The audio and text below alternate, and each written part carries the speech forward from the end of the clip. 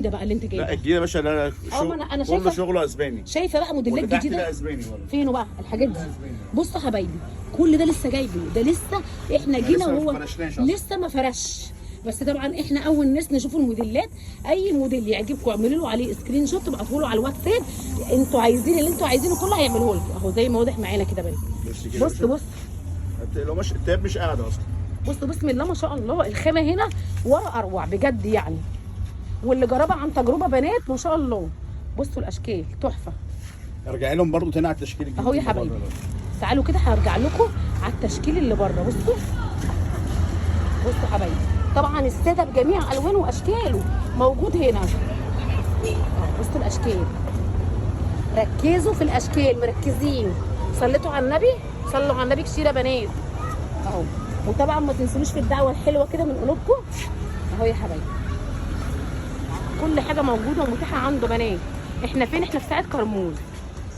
بصوا ورينا بقى الساده كده، فرجوا الساده، فرجوا الخامه.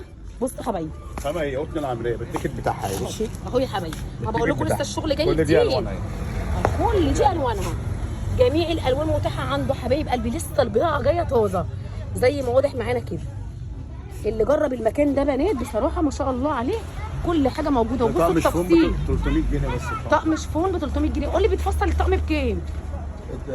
تفصيل الطقم ب 20 السلفله وب 25 الثانيه.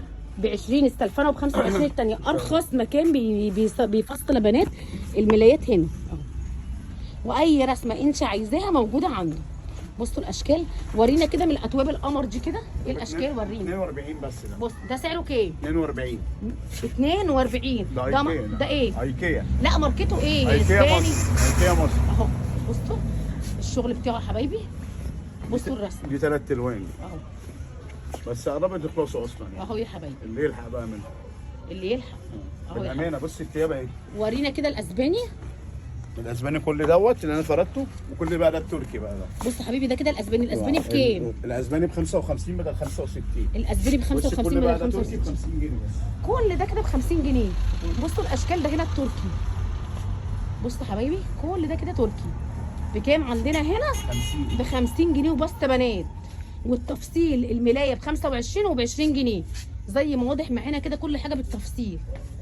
انا عايزاك. وكمان ايه ده، انت ما وريتنيش الحاجات الهنج القمر دي.